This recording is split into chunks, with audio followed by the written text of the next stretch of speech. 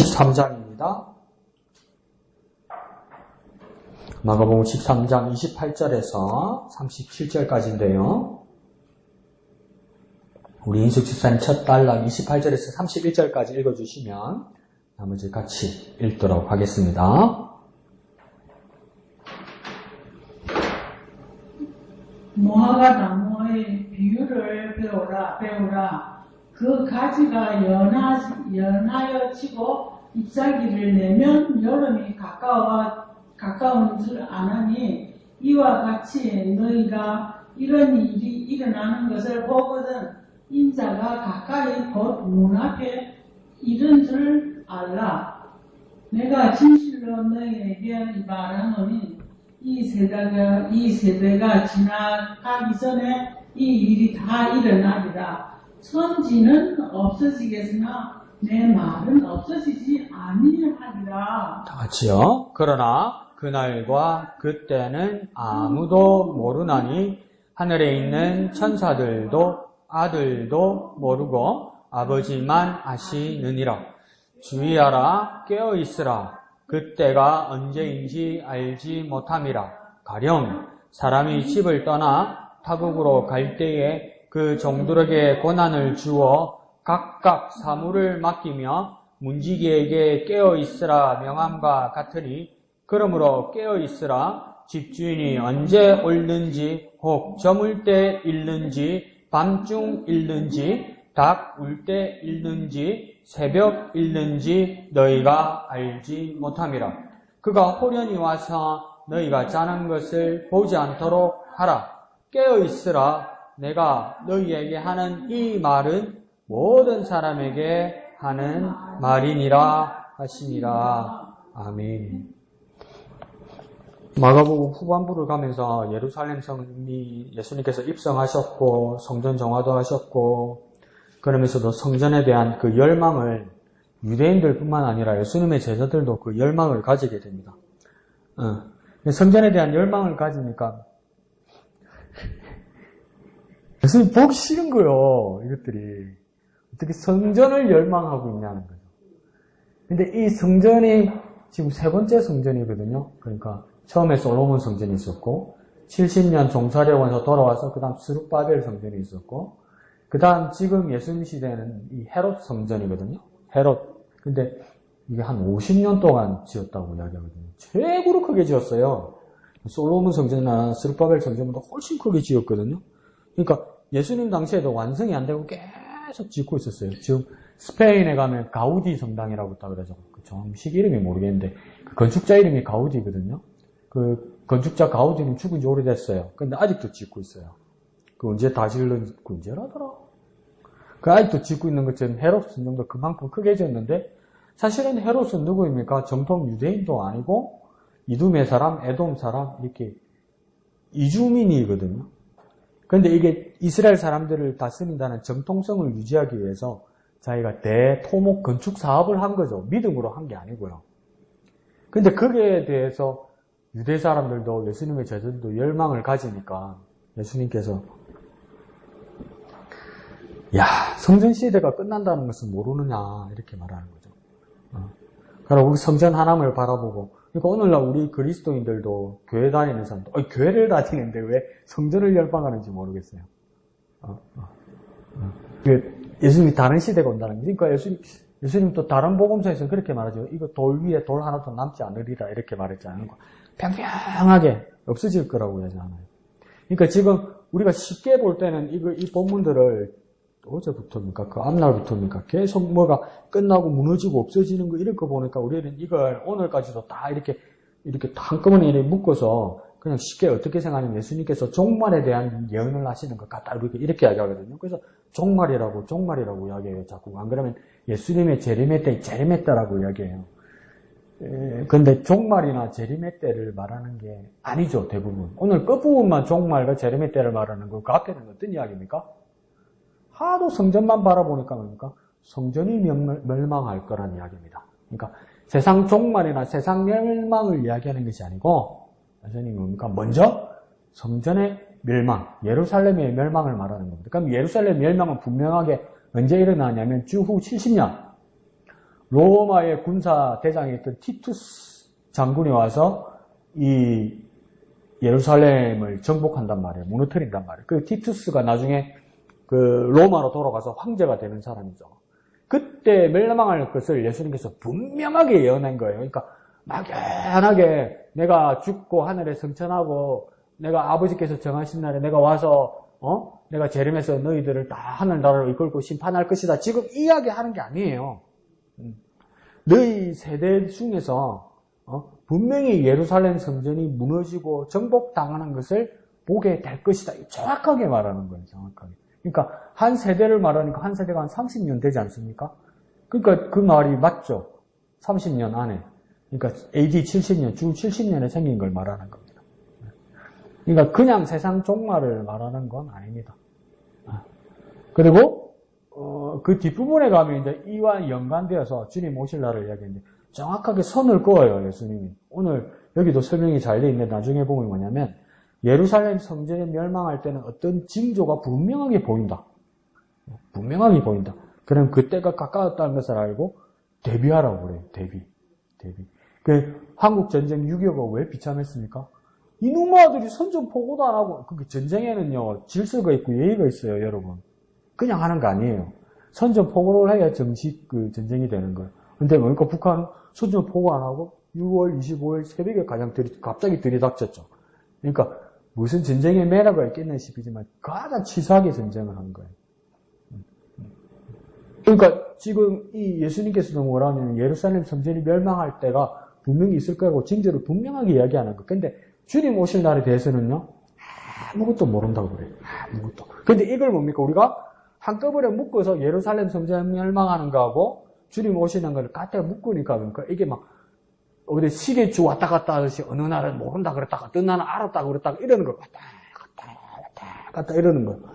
그날과 그때와 그 시를 모르고 천사도 모르고 아들도 모르고 아버지만 아시니라 해놓고 그래서 준비해야 된다 그랬다가 뭡니까? 아닌데 가만히 보니까 무화과 나무에 뭐 가지가 연하여지고 잎하게 나무 그날이 가까운 줄 아니까 열심히 기도하면 그 징조가 보이는 것 같은데 또 이란단 말이에요. 그럼 뭐가 맞아요? 뭐가 맞는 것 같아요? 이거 분명하게 선을 그으라고 말하는 겁니다. 예루살렘 성전이 멸망할 때가 가까운다는 그 징조는 분명하게 있다는 겁니다. 그러니까 다시 말해볼까요? 이 세상에서 우리가 살면서 망조가 되는 거 분명히 보인다는 말이에요, 여러분. 망조가 되는 거 있잖아요. 진짜 믿음 없이 하고 진짜 민주적인 정치에 질서 없이 행하는 저 사람들은 분명히 심판받을 거라는 거, 그건 분명히 원인과 결과가 보인다고 예수님이 말하는 거예요. 예루살렘 성전도 뭡니까? 지금 국제정세와 하나님 제대로 믿지 않는 거 보니까 성전이 멸망할까는 거 분명히 보인다는 겁니다. 근데 예수님 오실 때는요, 아무것도 모른대요. 아무것도 모른대요. 근데 자꾸 뭡니까? 이걸 같이 묶어서 그냥 두루뭉술하게 얘기하다 보니까 뭡니까? 때가 이제 몇 년 안 남은 것 같습니다. 보입니다, 여러분. 뭐가 보입니까, 뭐가? 뭐가 보이냐면, 그냥 막연한 말이고, 나중에 가만히 보면, 기도하면 모르겠습니까? 기도하면 안 느끼십니까? 자기 감이야, 감. 아니에요. 전혀 모른다고 그래요. 그래서 할 수 있는 건 뭡니까? 그날과 그때와 그 시를 감을 잡으라는 게 아니고, 4번이나 반복하세요. 요새는 뭐랍니까? 깨어있으라고요. 너희들이 할 수 있는 방법은 깨어있는 것밖에 없다고 이야기하는 거예요. 그러니까 우리가 뭡니까?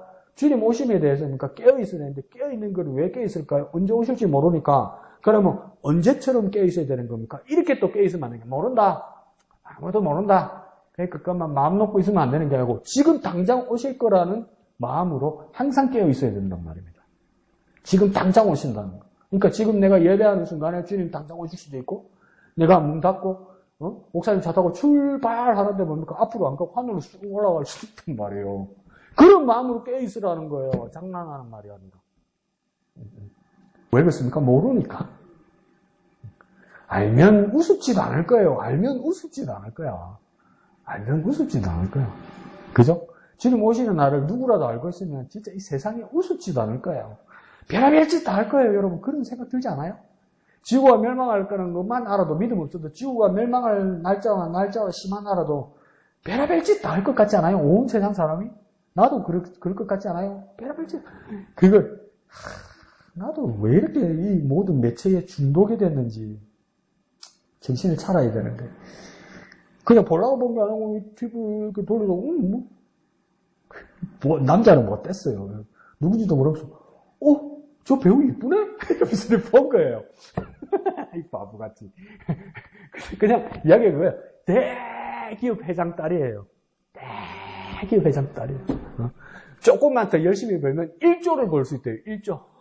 1조를 벌 수 있대요. 그런데 그러니까 병원에 가서 검사를 해보니까 석 달 안에 죽는다요. 석 달 안에. 전 세계 알아봐도 살릴 수가 없대요. 네? 그러니까 이 여자 주인공이 뭐라는 줄 아세요? 마음에 안 드는 거 확 때려 죽일 거라는 거예요. 왜? 때려 죽어도 뭐 내가 재판 끝나기 전에 내가 먼저 죽는데 뭐 이러는 거예요. 맞잖아요. 재판 3심까지 가면 짧아도 1년 걸리잖아요, 여러분. 그럼 대한민국에는 지금 사형도 없잖아요. 무기징역이잖아요. 근데 나는 석 달 안에 죽어.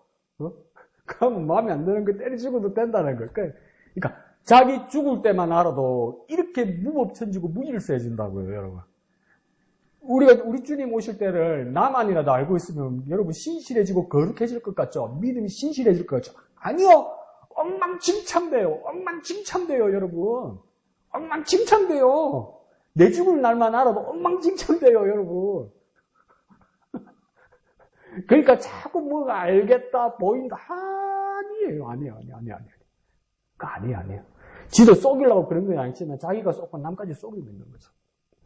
그래서 이건 뭐냐면 예루살렘 성전이 어떻게 멸망할까라는 대비하라는 분이 예수님 계속 앞부분입니다. 그런데 이게 왜 예수님께서 중요하게 말씀하시냐면 그 당시에 유대인들과 이스라엘 사람들에게는 예루살렘 성전이 없어지는 게 세상이 끝나는 줄 알 거예요. 그렇지 않겠어요? 성전은 전 세계에서 하나밖에 없단 말이에요. 그럼 하나님 임재하시는 곳 요곳 한 곳이라고 생각했을 거란 말이에요. 유대인들은. 그죠? 이곳 한 곳밖에 하나님이 안식일마다 이곳에만 임재하신다고 믿었을 거란 말이에요. 이게 무너지고 없어진다고? 그러면 세상 끝나는 거지. 하나님 임재가 없어지는데. 예. 그러면 그렇게 다시 생각하고 따지면 우리는 여러분 제 생각이 바보 같더라고. 요즘 여러 가지 생각하니까 난 참 바보 같아 이런 생각이 드는 게 이제 주님 오실 날 주님이 이제 오실 때 주님 오실 날을 이렇게 내가 준비해야 된다. 내가 세상 살면서 이곳에서 살면서 주님 오실 때 떳떳하게 주님을 맞을 준비해야 된다. 이게 맞죠? 맞는데 다시 가만히 생각해 보세요. 주님이 이 세상에 다시 오시기 전에 내가 먼저 죽을 수도 있잖아. 그죠? 그러니까 내 죽음에 대해서 준비를 안 하는 거야. 내가 내 죽음에 대해서 주님 앞에 어떻게 서야 될 걸 준비를 안 하는 거야. 그러니까 나는 천년 만년 살 줄 알고 내 사는 동안 주님 오실 거라고 생각하는 거야. 그러니까 나는 참 할 말은 많은데 우리 대한민국에서 침례교회가 얼마나 고생 많이 했습니까? 초창기에는 색안경 끼고 보고 한국 풍토지. 근데 그나저나 대한민국 교단에서 제일 큰 교단은 장로교회죠. 장로교회 중에서도 예수교 장로회, 예수교 장로회 안에서도 합동 예수교 장로회죠. 그러니까 교인들이 제일 많고 교회가 제일 크죠, 우리나라에서. 그 산하신학교가 서울에 있는 총신대학교란 말이에요. 근데 그 총신대학교의 초대 총장이 누구냐면 박형용 박사예요. 유명한 분이죠. 그 박형용 박사가 미국에서 유학 가서 신학 박사학위를 받아왔어요. 네. 석학이죠. 나는 못됐잖아. 그래서 박사학위를 어디서 받았나 가만히 봤지. 어디서 받았지. 그러니까 자기들은 장자교단이라고 그러죠. 누가 정해준 건지는 모르겠지만 장자교단, 장로교단이라고 그러잖아요. 미국에서 신학 박사 받았는데 보니까 미국 남침례 신학교던데. 침례교 신학교에서 받았어요. 침례교 신학교에서. 미국의 침례교 신학교에서. 장로교단에서 왜 침례교 신학교에서. 왜 남침례 신학교에서 받았냐면요. 그게 교세가 제일 크기도 하고요. 학비가 싸거든. 그 학비가 왜 싸냐면 침례 교인들이 학교에다가 매번 헌금하거든. 그게 그냥 싸서 싼 게 아니고요. 침례 교인들의 헌신이란 말이에요. 그럼 거기서 은혜 받아서 박사학까지 받았으면 한국 와서 그러면 안 되지. 그리고 그분 하기가 뭐냐면 자꾸 사람들이 막 그렇게 막 박형룡 박사를 막 칭송했어요. 뭐라고 했냐면, 박형룡 박사가 그렇게 와가지고, 대한민국 신학계의 종말론에 대한 어떤 대정리를 하셨다. 종말론에 대한, 정리를 하셨다. 그래서 가만히 봤지. 종말론이 아니더만. 내세론이라고 그래요. 그러니까 우리나라 교회도, 그러니까 그 정리를 잘해야지. 종말론 따로 있고 내세론이 따로 있어요. 종말론은 뭐냐면 주님께서 다시 이 세상에 오셔서 세상을 정리하고 하늘나라를 우리 이게 심판하고 이게 종말이잖아요. 세상이 끝나는 게 종말이잖아요. 내세론은 뭡니까? 내가 죽고 다음 세상을 가는 게 내세론이잖아요. 그러니까 박형룡 박사 전공은 종말론이 아니고 내세론이란 말이에요. 근데 사람들은 대부분 뭘 생각하냐면 내가 죽고 내가 잘못되면 종말이라고 생각한다고요. 아니죠. 내가 오늘 죽어도 내일 해는 떠요, 여러분. 내가 모르는 거지. 내가 모른다고 내일 해가 안 뜹니까? 내가 내일 늦잠 잔다고 해가 안 뜹니까? 내가 오늘 밤에 내가 죽인다고 내일 해가 안 뜹니까? 그럼 내가 죽은 건 뭡니까? 내 생각에는 종말 같지만 종말이 아니고요. 내세로 간 거예요, 내세로. 그러니까, 우리는 그러니까 주님 오실 종말도 준비해야 되지만, 우리의 삶에 대한 마지막 마침될 집을 내세도 준비해야 되는 거죠. 그러니까, 지금 성전 멸망이 유대의 사람들에게는 세상이 끝난 것처럼 생각하고 종말처럼 생각했지만 뭡니까? 자기들의 삶의 근거가 없어지는 거죠. 우리도 우리의 삶의 근거가 없어지는 것에 대해서 준비해야 되는 거예요. 우리 생명의 호흡이 끝나는 것에 대해서 준비해야 되는 거예요. 근데 그걸 같이 묶어버려가지고 내 인생이 끝나거나 내 기반이 무너지면 세상이 끝났다고 착각하면 안 돼요.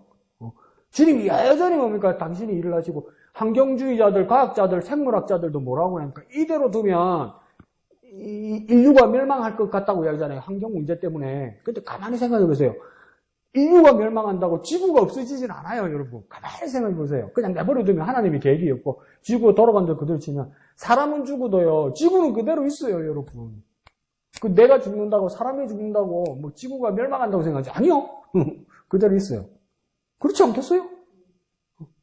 공룡도 그렇게 생각했겠지. 나 공룡이 없어지면 세상이 없어진다고 생각했지. 공룡은 없어지고 우리는 있잖아. 지구는 그대로 있잖아, 지구에. 그 매한가지예요, 여러분. 그것처럼 그러니까 우리가 하나님의 크신 계획 안에서 우리의 삶이 어떻게 살아야 될지 이걸 그러니까 잘 핵을 꺾고 잘 선을 꺾고 잘 경계를 내서 그 자리에서 무엇을 지키고 뭘 해야 될지를 정확하게 봐야 되는 겁니다. 그러니까 여기까지는 이런 삶에서는 이런 모습에는 내가 어떻게 해야 되고 하나님에서 이런 모습은 어떻게 해야지 다 해보고 그냥 끝난다, 끝장난다. 그러니까 막 두드려 맞춰가지고 그냥 차라리 안 그러면 니네들 다 죽어. 이게 아니란 말이에요. 예수님도 그렇게 말씀 안 하셨단 말이에요. 그 부분을 분명하게 말하는 겁니다. 자, 왼쪽에 제목 한번 볼까요? 제목 한번 읽어볼까요? 시작. 마지막 때를 준비하는 자세. 그러니까 여기 마지막 때는 뭡니까? 전반부의 마지막 때는 선정멸망을 말하는 거고 후반부의 마지막 때는 굳이 말하자면 뭡니까? 재림의 때, 마지막 때를, 주님 오실 때 그때를 말하는 거죠. 그러니까 마지막 때라도 뜻이 두 가지로 있는 거죠. 그 두 부분을 당시의 사람들은 준비했어야 된다는 거죠. 우리도 두 가지로 준비하면 뭡니까? 우리 삶의 마지막 때와 주님 오실 이 세상의 마지막 때를 뭡니까? 우리가 구분해서 준비해야 돼요. 구분해서 준비해야 돼요. 구분해서. 주님이 이렇게 올지 내가 문제 갈지 모른단 말이에요. 방향이. 주님이 슉 이렇게 오실 때 내가 슉 이렇게 가야 될지 모른단 말이에요. 내가 먼저 골로 갈지 주님이 먼저 오실지 모른단 말이에요. 그러니까 두 가지로 준비해야 돼요, 여러분. 두 가지로. 근데 그냥 묶어버린다. 조금 끝이지. 이게 아니란 말이죠.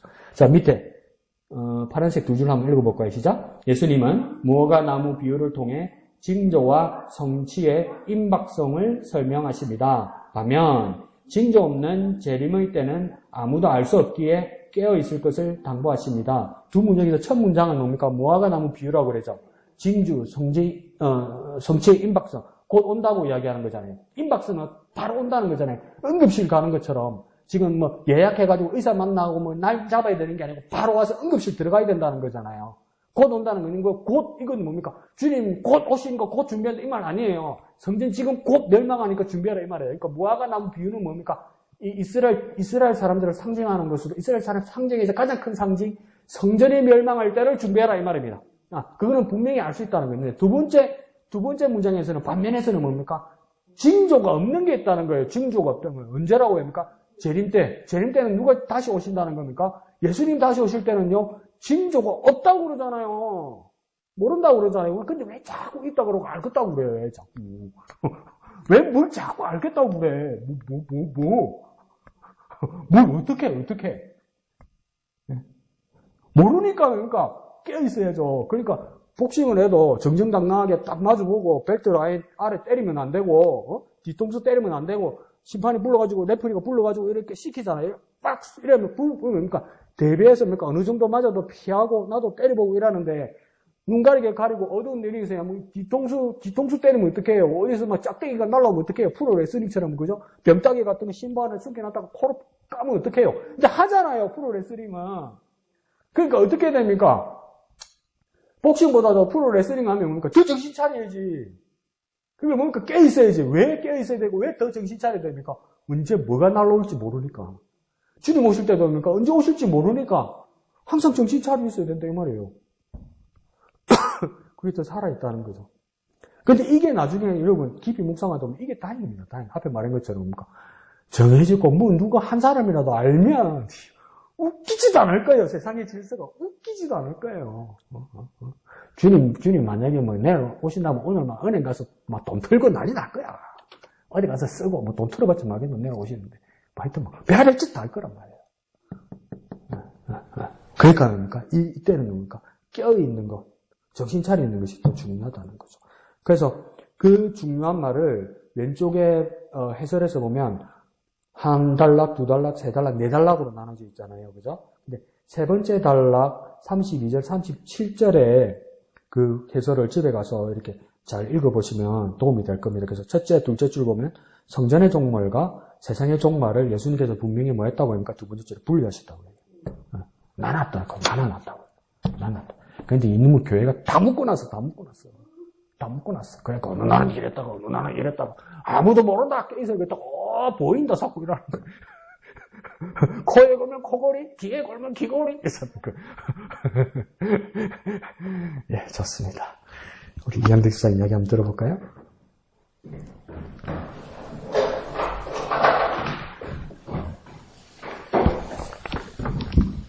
네, 저는 오늘 32절하고 네. 37절 이 말씀에 네.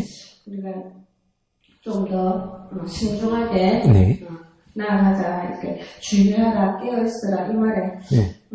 많이 도전을 했고요. 예. 그래요. 늘 이제 내 탓 하면서 지내왔던 이런 것, 아니면 남의 탓 이런 것을 생각하면서 오늘도 이렇게 말씀을 보면서 주님 오실 때는 아무도 모른다고 그랬잖아요. 네. 그리고 특히 35절에 그러므로 깨어있으라 집중이 어쩌올지 혹점을 때 밤중 닫을 때 새벽일지 너희는 알지 못한다. 네. 그가 호전이 와서 너희가 자는 것을 보지 않도록 하라. 깨어있으라. 내가 너희에게 하는 이 말은 모든 사람에게 하는 말이지. 그러니까 그래요. 정말 하나 우리가 정말 춥게 하듯 정말 최선을 다하는 정말 이제 우리가 이렇게 주님이 오시는 날을 예배하는 준비하는 이 단계로 정말 우리가 이때까지 이렇게 정말 제가 이게 작년인가 그때부터 이제 축제를 이제 아침마다 시간 정해서 해라 이래가지고 정말 아침마다 이렇게 하다 보니까 그래요. 정말 주님께서 이렇게 우리에게 마음의 준비 정말 이게 했을 때와 안 했을 때의 차이가 참 많이 나는 것 같아요. 그때는 바빠서 못했을 때는 정말 오늘 하루가 뭐 어떻게 지나갔는지 모를 정도로 뭐 이렇게 엉뚱한 생각들을 많이 하는데 그래도 이렇게 말씀으로 이렇게 하루를 시작할 때 하나님께서 주시는 말씀을 인해가지고 정말 이 하루가 정말 말씀에 이제 잠겨있는 이런 것들을 보면서 그래요. 정말 어떨 때는 세상적으로 나갈 때가 많지만 요즘은 이제 이렇게 말씀이 있다 보니까 어쨌든 힘들 때는 이제 말씀으로 어쨌든 기도하는 마음으로 이렇게 나가는 도전되는 네, 하루의 삶이었습니다. 네, 감사합니다. 그래서 이영주 집사님 후반부 본문을 보시면서 하신 말씀 중에는 이제 깨어있어라. 깨어있어야 한다. 근데 깨어있는 건 어떻게 깨어있어야 할까 할 때 이영주 집사님 아주 구체적으로 말씀해 주시죠. 말씀으로 깨닫고 깨어있어야 된다. 말씀 안에서 깨어있어야 된다. 말씀에 근거해서 깨어있어야 된다. 아주 중요하죠. 그러니까 여기 본문에서도 보면 뭐냐면 제가 하살표 해놓은 부분이 뭐냐면 32절 끝에 보면 아버지만 아시느니라 이렇게 되어 있잖아요. 그래서 내가 아시느니라에 빨간 줄로 치고 그 밑으로 쭉 내려가면 밑에서 하나, 둘, 셋, 네 번째 줄에 보면 35절 끝에 보면 너희가 알지 못함이라 이렇게 되어 있거든요. 그러니까 아는 분은 아버지 하나님이 알고 우리는 모른다고 완전 반대죠. 그러니까 우리는 몰라요.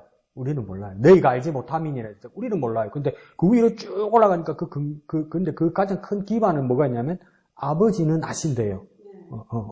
그러니까 나는 몰라. 근데 아버지는 알아. 그럼 아버지가 알고 있으면 아버지는 무슨 계획이 있어. 근데 아버지의 무슨 계획이 뭐냐면 세상을 끝장낼 거야. 그리고 우리를 옮기실 거야. 계획은 분명히 있단 말이야. 근데 우리는 몰라. 근데 우리 생각에는 우리끼리 생각하면 이한기 선생님 말씀을 거꾸로 뒤집어 놓으면 하나님 말씀 없이 나 혼자 생각하면 뭐냐면 나는 몰라. 아무것도 몰라. 세상이 언제 올지도 몰라. 세상이 언제 끝날지도 몰라. 아무것도 모르니까 나 혼자 생각하고 우리끼리 생각하면 뭐냐면 세상 끝은 없을 거다 이렇게밖에 안 돼요. 우리끼리 생각하니까. 난 몰라. 왜 모를까? 아무 일도 없을 거니까 이렇게 되는 거예요. 그런데 보니까 그 위로 쭉 올라가니까 내가 모르지만 그러니까 아버지는 아신다고 이야기했잖아요. 하나님 아버지가 아시면 하나님 아버지는 계획이 있다는 거죠. 그러니까 이양기 집사님 말씀대로 뭡니까? 나는 모르지만 하나님 아버지가 아시고 하나님 계획이 있으면 우리는 뭐 해야 됩니까? 매일 하나님 말씀을 바라봐야 하나님의 계획이 있구나. 나는 몰라도 하나님께서 이끄시고 하나님께서 이것에서 끝을 내시고 새로운 세상을 여실 거구나. 그걸 믿을 수 있다는 거예요. 그래서 매일매일 인도받을 수도 있다는 거예요. 근데 하나님 말씀 보면 몇 년도, 며칠 이게 나오면 되는데 그건 또 안 되네. 그러니까 뭡니까? 매번 봐야 되는 거예요. 매번. 한번 본 걸 안 되는 거예요. 그때 내가 죽을 뻔하다가 예수 믿고 눈 바짝 뜨고 내가 구원받았다. 그게 언젠데 그게 언젠데 지금 강산에 몇 번 돌았는데 지금 그러니까 그것 가지고 안 된단 말이에요. 그러니까 매일매일 뭡니까? 매일매일 오늘은 하나님 어떻게 하실까? 내일은 어떻게 하실까? 깨워서 보니까 매일매일 매번 말씀 봐야 된단 말이에요. 매일매일 매번 왜요? 나는 몰라도 아버지가 아시니까. 나는 몰라도 아버지는 알고 계시니까. 중요한 말이죠. 그래서 나는 그 빨간 줄로 두 줄을 치놓고 화살표를 양쪽을 해놨죠. 나는 모른다. 그런데 아버지는 아신다. 그래서 나는 뭡니까? 하나님의 말씀을 매일매일 받들고 묵상해야 된다. 하나님께서 뭘 하시려고 그러는지, 하나님 오늘 어떻게 이끄시려고 그러는지, 내가 가는 이 길도, 내가 하는 이 행동 하나하나, 내가 만나는 사람 한 사람 한 사람도 이거 다 아버지께서 아시고 준비하신 것이다. 나는 몰랐으니까. 우리는 뭐라면 길 가도 누구시 오래간만이네 이러잖아요. 그러면 이 사람이 오늘 내가 가는 길에 이 사람이 올 줄 몰랐잖아요. 근데 난 몰랐단 말이에요. 근데 분명히 이 사람이 왔단 말이에요. 그 분명히 이 사람이 올 것을 어제 하나님은 알고 계셨지. 알고 계시지. 심지어 하나님 뭐라고 얘기합니까? 사무엘가 사울 왕을 뽑을 때는 사무엘에 하는 뭐랍니까? 사무엘에게 말하면서 내가 보냈다 이랬잖아요. 베냐민 지파의 기사들 사울을 내가 보냈다 이랬잖아요. 그러니까 나는 꿈도 안 하고 상상도 못 했는데 그 다음날 내가 누구 우연히 만날 때 뭡니까? 이 사람이 내 앞에 나타날 것을 하나님 알고 계셨을 뿐만 아니라 하나님께서 보내셨다는 거예요. 그럼 하나님을 바라보지 않고 하나님 말씀을 묵상 안 하면 뭡니까? 위험천만이지 인생이. 인생이 위험천만인 거예요. 그러니까 내 삶이 왜 이렇게 위태위태할까 이런 생각할 때 매일 말씀을 본다면서도 알코올 소음에 알코올 날아가도 휘발유 날아가도 왜 이렇게 자꾸 이렇게 뭐가 날아가 버릴까? 자꾸 잊어버릴까? 자꾸 뭘 까먹어 버릴까? 왜 내가 이 말씀을 신중히 생각하지 못할까? 막 이런 어떤 강박이나 스스로의 어떤 반성이 생기죠. 그런데 이런 일들을 누구만 하는 것이나 특별한 누구에게만 하는 것이나 또 하나님 자녀들에게만 하는 것이 아니라 맨 마지막 절에 보면 무서운 말씀하십니다. 예수님이. 이 말은 모든 사람에게 하는 말이다 이래요. 그 모든 사람이라면 제자들이나 사명자들이나 목사들이나 직분자들에게만 말하는 것도 아니란 말이죠. 그러면 교회 안에 사람만 말하는 것도 아니에요. 왜요? 교회 밖의 사람에게도 말씀하신 거예요. 왜요? 핑계대거나 원망하지 못하게 하시려고 그러는 거예요. 나중에 안 들었는데 뭐 몰랐는데 뭐 그런 말 교회 안팎으로 아무도 못한다는 거예요. 목사는 알고 있었는데 안 가르쳐주네요. 그런 말 못한다는 거예요, 여러분. 다 뻔한 말이라고 예수님 말씀하십니다. 이야, 양득성 아주 중요한 말씀하셨습니다. 그죠? 말씀 안에서 깨어있을 수 있습니다. 예, 맞습니다. 예, 목사님. 저도 33절에 주의하라 깨어있으라 그 부분인데요. 저는 그 주의하라라고 하는 부분을 조금 더 묵상했어요. 예. 도대체 주의하라는 이 말의 뜻이 뭘까? 그래서 헬라어로 보니까 블레코, 보다라는 동사로 사용되어졌는데 다른 용례로 많이 사용되어졌는데 특별히 이제 통찰하다, 간파하다, 인지하다, 알아차리다.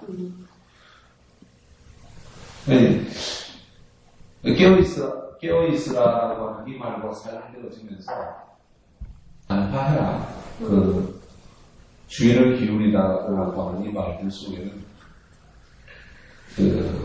어떤 한 번만 하는 게 아니고 중단하는 어떤 그런 주의를 하라고 그렇게 얘기하는 것 같아요. 우리 주변에 들려지는 여러 가지 종말에 대한 어떤 얘기들이 거짓 교훈들 아니면 소문들 아니면 거짓 선지자들, 적그리스도인들 우리가 여러 가지 도전들 속에서 우리가 여전히 똑바른 바른 주님의 오심을 기다리는 우리들의 자세라고 한다면 어떤 그 모든 것들을 간파하기 위해서 그런 거짓들 속에서 우리가 그것을 간파하기 위해서 늘 깨어 있어야 된다라고 하는 그 어떤 모습들. 왜냐하면 그 시와 때를 우리가 알지 못하기 때문에 그렇다라고 이렇게 생각을 했습니다. 그래서 비슷한 용례로 사용되어진 부분들 누가복음 21장에 그런 말씀을 보게 되어지면 기도하며 깨어있으라. 기도하며 깨어있으라라고 그렇게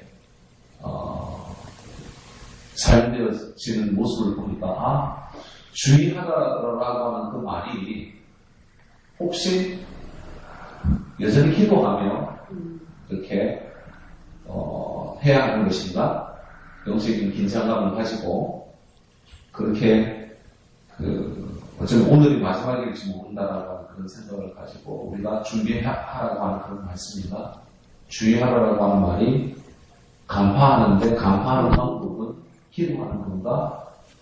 앞뒤로 이렇게 쭉 더 살펴보니까 21장 36절에 이제 기도하며 깨어있으라고 하는 말이 있고 누가복음 21장 34절에 있는 말씀을 보면 또 스스로 조심해라라고 하는 그 말씀도 또 있거든요. 조심해라. 왜냐하면 그렇지 않으면 방탕하고 술 취함과 생활의 염려로 마음이 둔하여지고 떡밥 깊은 날이 떡과 같이 너희에게 임하리라. 그러니까 방탕함, 술 취함, 생활의 염려.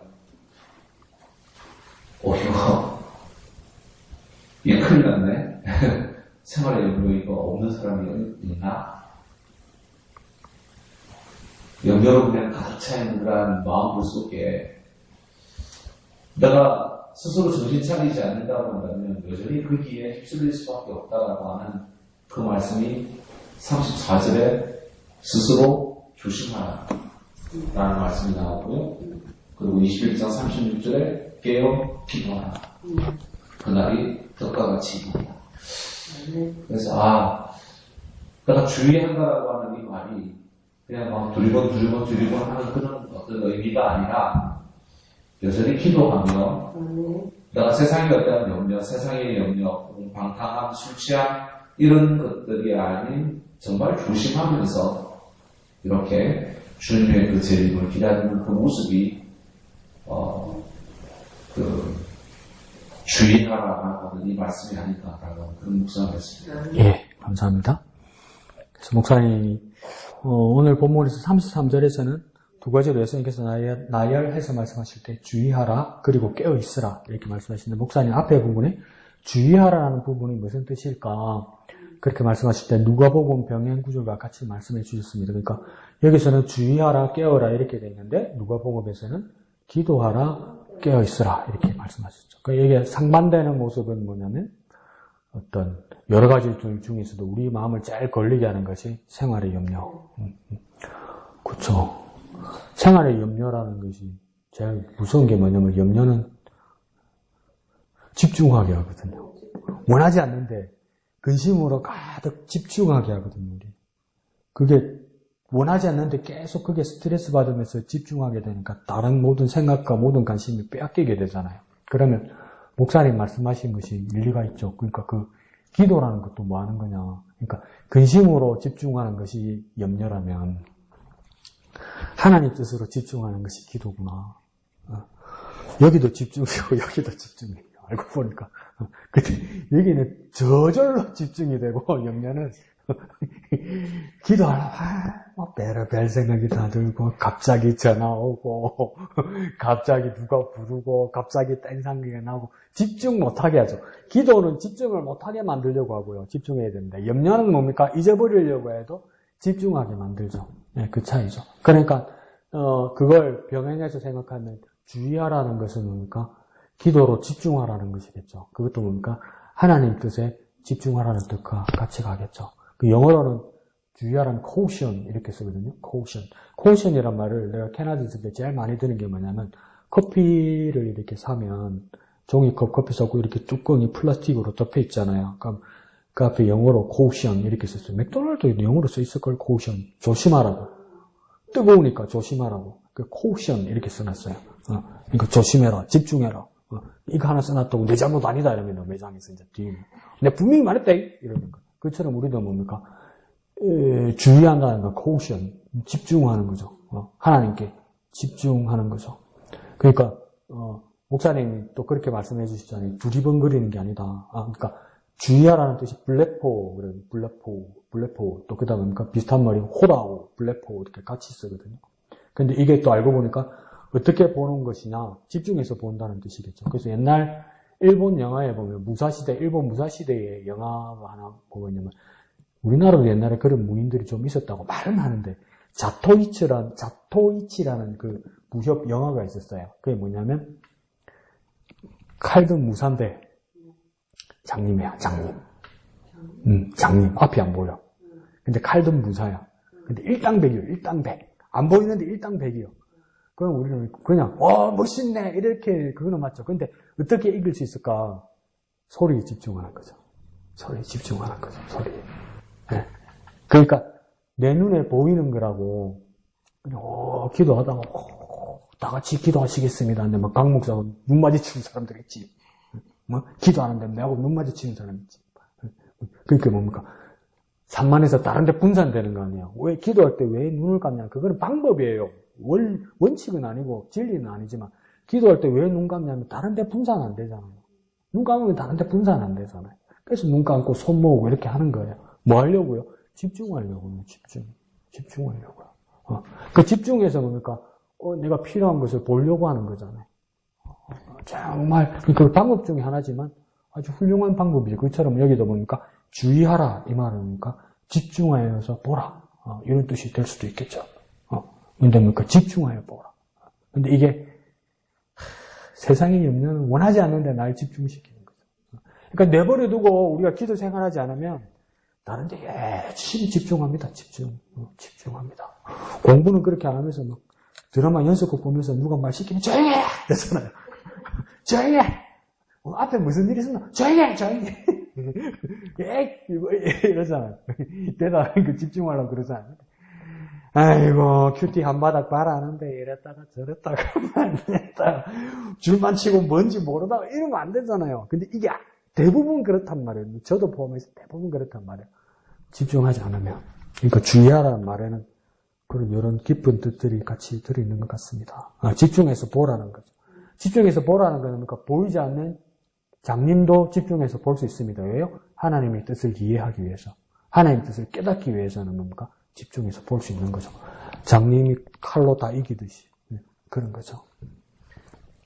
자, 그래서 오늘 본문 첫 번째 보면 예수님 처음에 그렇게 말해요. 무화과 나무의 비유를 배워라. 가지가 연하여지고 잎사귀를 내면 여름이 가까운 줄 아나니 이렇게 말하잖아요. 그러니까 이 무화과 나무는 뭐냐면 그리고 비유를 배우라 했으니까 실상이 아니란 말입니다. 예수님 말은 이거 진짜를 말하는 게 아니라는 겁니다. 그러니까 비유니까 본질과 본래는 따로 있다는 거예요. 근데 비유를 진짜로 생각하면 안 돼요. 어떤 사람 막 그렇게까지 이야기해요. 뭐 누가복음에서 거지와 나사로의 예수님 비유가 있잖아요. 예가 있잖아요. 그럼 진짜 그 거지가 있었고 진짜 그 나사로가 있었다고 그걸 그렇게 말 안 하면 안 맞는 거라고 막 그렇게 말하게 돼요. 근데 그거 중요한 거 아니잖아요. 천사에 받들려서 아브라함을 품에 가고 주님 뜻대로 살지 못해서 아무리 부자라도 불꽃 가운데 무저갱에서 시험하는 사람이 있고 그게 중요한 말이지. 진짜 있었다 없었다 그건 중요한 비유잖아요. 실상이 아니잖아요. 무화과 나무도 뭡니까? 비유지 실상이 아니잖아요. 그런데 예수님께서 무화과 나무 비유를 배우라 하면서 뭐라고 이야기하냐면 그 가지가 연하여지고 잎사귀를 내면 그러면 또 이러면 가지는 뭐고 잎사귀는 뭘까 이러잖아요. 몰라도 돼요. 가지는 뭐고 잎사귀는 뭐고 그걸 설명하는 거 아니에요. 가지가 연하여지고 잎사귀를 내면 뭘 알아야 된다는 거야? 계절이 바뀐다는 걸 알아라 이 말입니다. 여름이 왔구나. 때를 알아라는 거예요. 때를.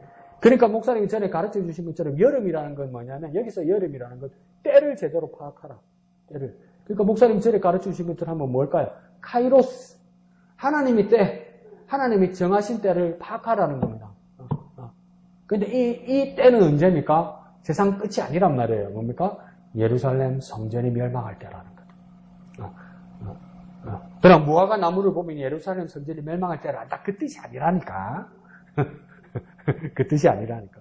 저쪽에서 로마 군대가 진을 치기 시작하면, 그럼 우리에게는 믿음이 없고 헤롯을 바라보고 있으면, 예루살렘 성전이 끝났구나. 이렇게 파악하라는 겁니다. 더 이상 희망이 없다, 여기는. 그러니까 뭐라고 이야기합니까? 이제 가까운 전에 너희가, 어제 본문인가 보다. 산으로 도망가라. 이렇게 돼 있어요. 이게 뭐냐면, 더 이상 하나님이 임재한다고 해서 예루살렘 성전 지키려고 하지 말라고 그래요. 예수님이. 예루살렘 성전 지키는 게 니네 순교가 아니라고 그래요. 산으로 도망가라고 이야기해요. 그러니까 성전을 버리라고 이야기해요. 성전을 왜 버려야 될까요? 성전 시대는 끝났단 말이에요. 이제 그러니까 교회의 시대가 온단 말이에요. 복음의 시대가 온다는 거예요. 세상의 시대가 온다. 그 시대를 깨달아는 그냥 이거 절망을 말하거나 예루살렘 성전만 멸망하는 걸 말하는 게 아닙니다. 그러니까 새 시대를 말하는 거예요. 예수님 새 시대. 그러니까 교회의 시대, 복음의 시대가 온다는 거예요. 그 이야기까지 말씀하시는 거죠. 그러니까 여기는 무서운 이야기도 있지만 뭡니까? 새 희망을 예수님께서 같이 말하는 거예요. 그러니까 이게 왜 제가 억지를 부리는 말씀이 아니냐면 30절에 보면 내가 진실로 너에게 말하노니 이 세대가 가기 전에 이 일이 다 일어나리라 이러잖아요. 이 세대, 한 세대는 30년밖에 안 돼요, 여러분. 한 세대가 30년이잖아요. 그죠? 그럼 예수님이 30살 정도의 공생의 사역을 시작하셨으면 예수님 주기로 잡아도 이게 주 60년에서 70년 사이 꼭 맞죠? 60년 내외에서 일어나는 사건일 거 아니에요. 그러면 그러니까 정확하게 말할 때 예수님이 AD 한 4년 정도에 태어났거나 안 그러면 BC 4년 정도에 태어나서 갭을 한 10년을 이렇게 잡으면 이 세대 안에 그러니까 AD 70년 안에 이런 일이 사단이 날 거다. 이게 뭡니까? 정확하게 역사책에 나오니까 AD 70년, 주후 70년입니까? 예루살렘 성전이 로마 군인에 의해서 멸망하잖아요. 그 역사에 기록되어 있잖아요. 예수님 그거 말씀하신 거예요. 그러니까 이 일이 다 일어나리라 하잖아요. 이 일은 뭡니까? 정확하게 예루살렘 성전 멸망을 말하는 겁니다. 그거 대비하라고 이야기하는 거예요. 그거 대비하고 예수님이 뭡니까? 그래서 너희들 끝장이 난 게 아니라 새 시대가 열린다는 거예요. 새 시대. 그러니까 언제나 끝은 아니에요. 새 시대가 열리죠. 그리고 32절부터는 이제 우리가 아는 것처럼 뭡니까? 아무도 모르는 그때 옆에도 그렇게 써놨죠. 이건 뭡니까? 굳이 또 구분하자면 뭡니까? 종말이나 재림의 때를 말하는 것이다. 그래서 이때는 왜 다릅니까? 이걸 한번 내가 찾아봤어요. 모른다는 말이 몇 번 있을까? 4번 있더라고요. 그죠? 32절에 뭡니까? 그날과 그때는 아무도 모르나 이래 됐죠. 그죠? 천사도 아들도 모른다. 두 번째 있거든요. 그 다음 그 33절 끝에 가면 뭡니까? 알지 못함이라 이래 돼 있잖아요. 그러니까 모른다는 뜻이 4번이나 있더라고요. 그러니까 모른다고. 그런데 앞에 빨간 줄 쳤듯이 뭡니까? 아무도 모르는데, 천사도 아들도 우리도 아무도 모르는데 한가운데 아시는 분이 있어요. 그죠? 아버지만 아신다고 해야죠. 그러니까 영어는 뭡니까? 어떤 배경으로 쓰여진 것 같아요. 영어도. 그 왜 그러냐면 아무도 모른다는 영어로 말하면 nobody knows 이래요. 아무 사람도 모른다는 건데 그거 같은 뜻이 뭔지 아세요? God only knows예요. 이게 뭐면 하나님만 아신다는 뜻이에요. 그러니까 하나님만 아신다는 뜻을 미국 사람들은 어떻게 이해하냐면 아무도 모른다는 뜻이에요. 근데 성경에 쓰있잖아. 오늘 본문에 그대로 쓰있잖아요. 우리가 아무도 모르는 건 하나님만 아는 거예요. 세상에 아무도 모르는 건 뭐예요? 하나님만 아는 거예요. 거꾸로요. 하나님만 알고 있다는 건 뭡니까? 아무도 모른다는 거예요, 이게.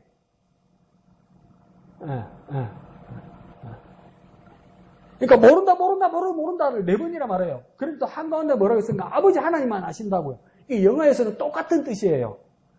어떤 사람도 아무도 세상 누구도 아무도 모른다 하고 같은 뜻이 뭐냐면 하나님만 아신다.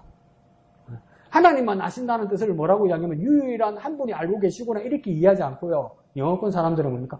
아무도 모른다 이러는 거예요. 그럼 우리가 믿음의 눈으로 보면 뭡니까? 이 아는 것은 뭡니까? 하나님 아버지의 권한이다 이 말이에요. 하나님 아버지의 권한이에요. 하나님 아버지의 권한. 그러면 이 권한을 알고 계신 하나님을 이게 어떻게 됩니까? 우리 그 하나님을 신앙하는 것밖에 없어요. 그 하나님을 의지하는 것밖에 없다고요. 구체적으로 하는 행동은 뭡니까? 이양득 집사님 말씀하시는 것처럼 매일매일 말씀을 묵상하는 거죠. 그게 뭡니까? 아시는 하나님만을 의지한다는 믿음의 고백이죠. 그러면 아무도 모르는데 왜 아무도 모르기 전에 또 뭐 우리에게 명령하실 때 또 뭐라 합니까? 33절에 이제 명령하십니다. 뭐라 합니까? 주의하라, 깨어있으라 그러죠.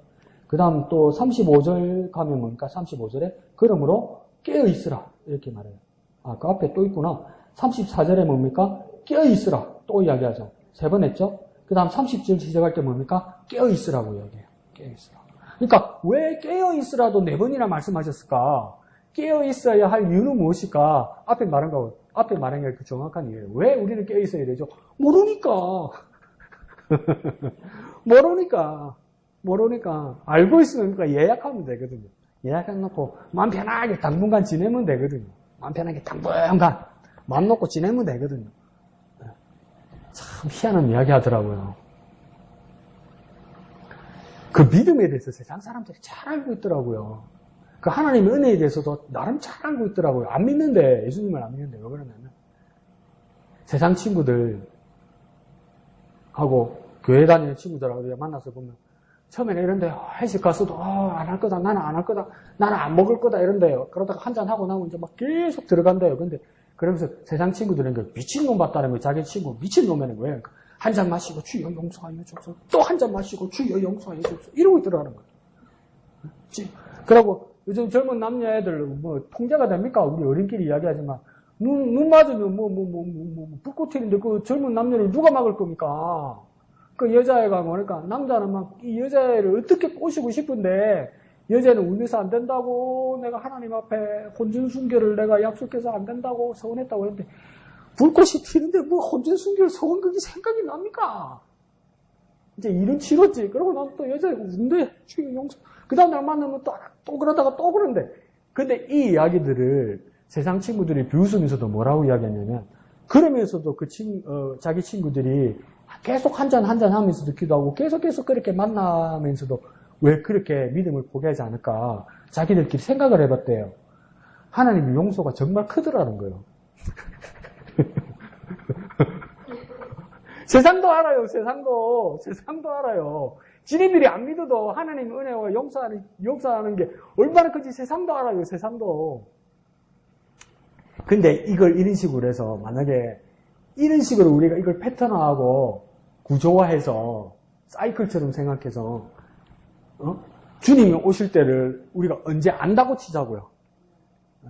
그러면 한 며칠 남겨놓고는 그냥 막 살 거란 말이에요. 예약을 해놨으니까. 그죠?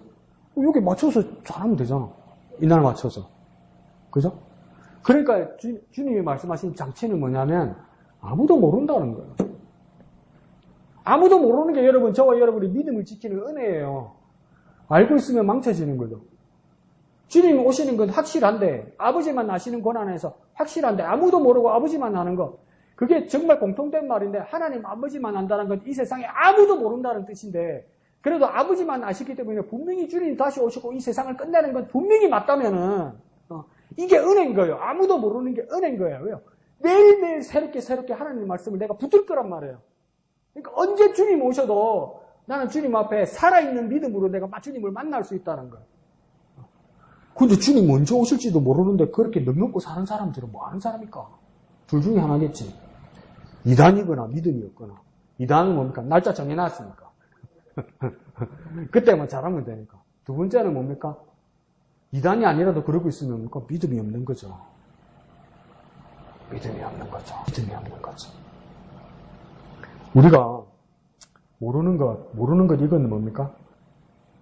하나님이 알고 있는 것과 같은 상황입니다. 그래서 우리의 믿음을 확실하게 할 수 있는 방법이 되는 거죠. 그래서 우리의 마지막 때 언제일지 모르지만 주님께서 우리를 부르실 수도 있고 주님께서 우리가 주님께로 가야 될지도 모르고 주님께서 우리에게 오실지도 모르겠지만 그날과 그때와 그 시를 모르기 때문에 우리가 항상 긴장하고 깨어있는 것은 은혜예요. 은혜. 그래서 목사님께서 말씀하신 것처럼 뭡니까? 기도로 집중할 수 있는 거예요. 기도로. 그런데 기도 생활, 집중하는 생활을 안 하고 내버려두면 뭡니까? 염려로 집중하는 거예요. 내가 노력하지 않아도 요 염려는 그냥 집중돼요. 그런데 교회에 와서 안 그러면 내 삶을 하루를 돌아보면서 아이고 힘들다. 아이고 어렵다. 아이고 죽겠다. 이러면 이게 뭘 반증하는 겁니까? 나는 기도로 집중하지 않았다. 기도로 집중하지 않기 때문에 나는 뭐 할 수 있습니까? 깨어 있을 수 없어요. 그럼 내가 깨어 있으면서 주님 오실 날을 기다릴 수 있는 방법은 뭡니까? 기도로 집중하는 거죠. 이한결 집사님처럼 뭡니까? 매일매일 내게 주시는 말씀으로 매일매일 하나님의 뜻을 바라봐야 되죠. 왜 매일매일 하나님의 말씀을 바라봐야 됩니까? 모르니까. 모르면 눈치라도 살펴야지. 모르면 눈치라도 살펴야지. 눈치 없는 게 사람이가. 그래서 사천왕이 어른들 치고 눈치 없는 저기 사람이가 이러잖아. 눈치라도 살펴야죠. 눈치라도 살피려면 어떻게 되니까 하나님 말씀을 매일매일 묵상해야죠. 매일매일. 그러니까 여기 점철되네요. 디모데에게 목회의 일체의 비결을 디모데서에서 바울이 가르쳐줘요. 디모데가 정말 힘들었는가 봐요. 그러니까 바울이 어떻게 합니까? 너희 그 위장병을 위해서 포도주를 쓰라. 이렇게 얘기하잖아요. 그러니까 또 여기서 그 포도주를 쓰라. 거기만 또 춤추죠. 할렐루야! 또 그러죠. 바울도 마시라 켰다 이러잖아요. 술 마시라고 그런 게 아니고 위장약으로 쓰라는 거죠. 그러면 디모데가 왜 위장병이 생겼을까? 목회할 때 보면 뭡니까?